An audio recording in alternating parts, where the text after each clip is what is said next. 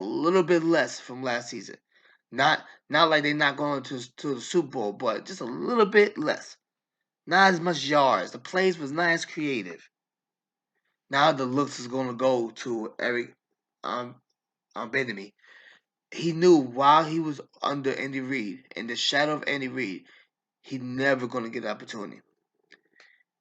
He showed his skills outside that shadow. Then people are going to say, you know what? I'm going to give him a shot. He only need one shot. He just need one. Hell, it could be Washington that season. You know, or whatever. He just need one shot. I think he's going to use next season to highlight that one shot. Somebody's gonna give him a job. I think somebody's gonna give him a job. If not the season after that, then the 2026 season. But I think somebody's gonna give him a job because I like real soon because I do believe he's gonna change Washington's Commanders offense. Because I do believe he's a hell of a coach and he deserved to be a head coaching job years ago.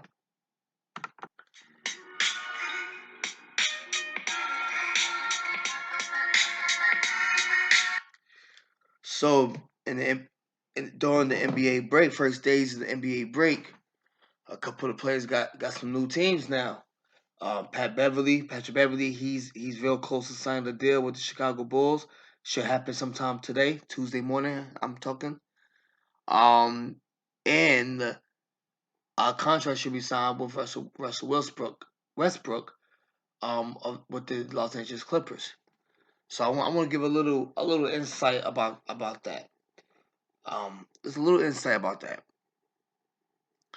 I think it's a great move. First of all, I think it's a great move. I think he's going to do wonders for the Clippers. I think that's a better fit for him than it was on the Lakers. And one of the reasons why I think it's a better fit, one of the reasons why, is because he's able to run the floor for the Clippers. We all knew LeBron was going to run that floor. Even when LeBron is not running the floor, he's running the floor. Even when he's playing the small forward position, he's running the floor. He's gonna get the ball in his hands longer than any other small forward in that situation. Because he's the point forward. He's gonna run the floor. You know, Westbrook is gonna get his stats because he's just that good of a player, especially coming off the bench. But he gonna get triple doubles, but the fit was not gonna be right on this Clipper team. It's basically Westbrook and two really good wing players. If you need an example, think about the 2002 New Jersey Nets. Jason Kidd, Vince Carter, Richard Jefferson. That team went to the NBA Finals. That team went to the NBA Finals. You know, you have Vince Carter, Richard Jefferson on opposite sides of the court, running opposite side of the court, giving Jason Kidd an option. All right, who's gonna get there first? Who's gonna get this alley hoop? Who's gonna get this bounce pass? Dunk. Which one's gonna get it? Oh, here's Vince, alley hoop, bam. Oh, Richard Jefferson right there, alley hoop, bam. That's exactly what it looked like it's going to be on the Clippers. Now, do that make them title contenders? It make them title contenders, but I don't see them in the championship. At least not this year. I still say Phoenix, and it's still a good chance that the Clippers and Phoenix might meet in the first round, and that'd be a hell of a 4 out of 7 matchup with Westbrook and Kevin Durant opposite sides of once again. You know, we were talking like they was gonna be on the same team, and they might end up playing against each other in the first round of the playoffs. So, but much better fit. I hope he's not coming off the bench with the Clippers. And if he does not come off the bench with the Clippers, I hope he still get his sixth man of the year award because he played majority of the season with the Lakers off the bench, and he was getting triple doubles off the bench. And he was playing 30 minutes a game off the bench. So he still should get 6 man of the war. I hope they still give it to him, even though the last 2 months of the season he going to be the starter of the Clippers. At least he should be. But this also brings some type of excitement to watch the Clippers because now you have a real point guard. No disrespect to John Wall, but Westbrook, he's gonna run that floor better. Now you have a point guard that can run that floor more efficiently. Find good looks for Paul George and for Kawhi. Even though Kawhi can make his own shot, he's gonna make Kawhi's life a lot easier for these next 2 months. A lot easier. So this Clipper team is gonna be excited to watch. I see a game 6 series against Phoenix in the first round. If they do meet, could possibly be a game 7. But that's just a pre-game insight of it. I have not seen him play yet. As far as I know, this team can be way better than I thought. Points per game as a team goes up. Fast break points goes up. So I'm I'm watching to see when the deal becomes finalized, and I'm looking forward to it. And I'm also looking forward to that first Laker game that's going to come real soon. I believe on a Saturday night. I believe Lakers Clippers with with Westbrook as a Clipper. So yeah, man, this is the time when the NBA gets really excited, man. Moves get made, and same face, new place, and it's like free agency, man. Free agency is like the all season. All season, the most exciting part of the season for me. It's like a big soap opera. The NBA does stuff like that during the season, and it's always around this time of the season. You watch like average basketball for like 4 months, and all of a sudden, all right, we're gonna make these changes. Blah blah blah blah blah. Now the whole landscape of the NBA looks completely different, just in time for the playoffs. So yeah, um, I'm I looking forward to my first Clipper game with Russell Westbrook. I do think it's gonna be exciting. I do think it's gonna be fun to watch.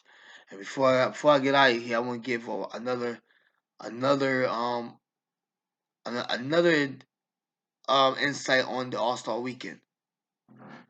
So been watching some sports shows Monday, and I'm seeing that a lot of big names in the sports journalists, and sports analysts and everything, personalities. They was not a fan of the All Star Weekend. I liked it. I liked it. Maybe it's a chance that I liked it because the other ones was so bad that this one was actually decent. So to me, it was great. But maybe it was, but it don't matter. I liked it, you know.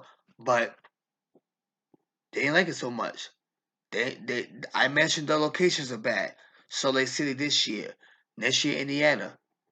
I'm alright with Cleveland last year. I'm alright with Cleveland, but Indiana and Salt Lake City, nah, come on. It's supposed to be an event. It's supposed to be All Star Weekend. It's supposed to be a festival. You know what I mean? That's like they don't even put Ringing Brothers Circus in places like that. So it it made me think about my idea even more. Moving to All Star Weekend in the postseason in the summertime. Better weather. More cities are more open. There's nothing going on in Madison Square Garden. It could be in New York. There's nothing going on in Barclays City Center. It could be in Brooklyn. There's nothing going on in Los and well the Crypto.com arena. There's nothing going on in summertime for that. It could be there. It could be in LA. You know, it could be in so many better places during the summer, and the teams don't have to worry about being hurt, not want to play at all. Just focus on the playoffs that starts in 2 months. It could be straight fun. It could be straight fun. And we might see more effort between the players on offense and on defense. But despite what I was hearing, I did enjoy it, and I am more open of making the dunk contest more open for non NBA players as well as NBA players.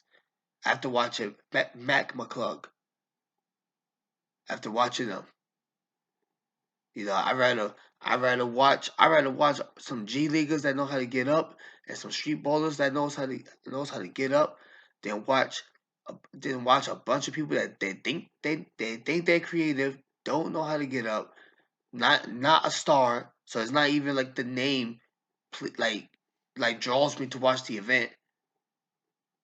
Somebody I'm never gonna see again after this event is over. Those other three guys, maybe other than KJ. So two of those guys, and one of them is a Nick. I might never see again. And Matt McClung, I might never see him again either. Not on the court. I want to see his picture. I want to hear his name a lot. I might see he might be on a talk show or something, or he might be on Sports Center or something doing an interview. Or the next Philadelphia game, they might interview him or something. Other than that, I might not see him on the court. The only person I might see on the court is KJ Martin. You know, those type of names is not going to draw me to the All Star game. And then when I sit there and I'm actually watching it, I'm like, yeah, I'm out. I'm not watching. I'm not sitting for 2 hours watching it. Well, not 2 hours. But I'm not sitting here watching this. So if there's a chance that I'm going to see some names I never heard of before, like Matt McClung, and I'm gonna sit there and I tune in, and then they do a dunk where that makes me go, "Holy sh! What did I just witness?" And then I learned their name after the event. So be it.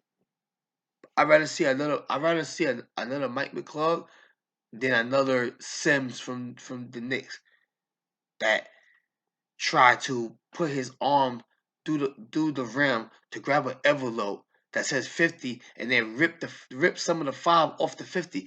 That was just a bad dunk, man. I don't know. I'm pretty sure you practiced that dunk in front of family and friends, and nobody wanted to tell you that's not going to fly. That's not going to get a response from the crowd. They sit there, they watch you practice that, and they say, "Oh wow, yeah, man, you're gonna win for sure."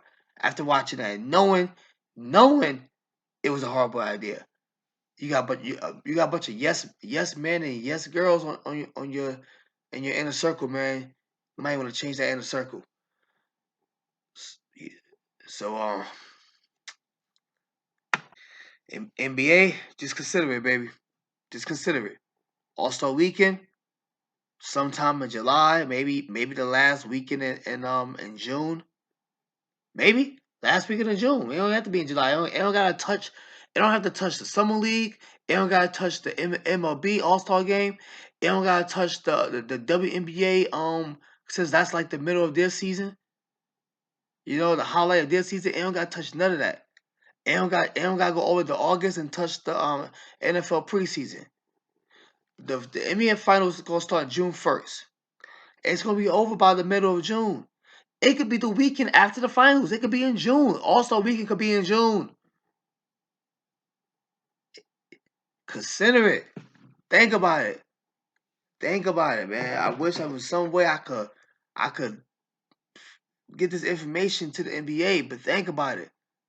And I promise, man, it would make the event so much more better. You'll get so much more people as contestants because it will look like a fun summer thing to do. It just seems fun, even to watch. Even as a fan, me watching it just seems fun. I just watched the NBA Finals. I just watched a team get a championship. I've still got NBA on my mind, and now I'm watching the best top players playing in the pickup game. You know, and everybody looks nice and comfortable and warm. Ah man, think about it. Think about NBA, please. Think about it. That's my show. You know, go ahead and let y'all go. Thanks for listening. Thanks for subscribing. Thanks for liking. Whatever it is you gotta do to whatever it is that you're doing. Thank you for your support. And I'll be back right back on this microphone tomorrow to talk more sports.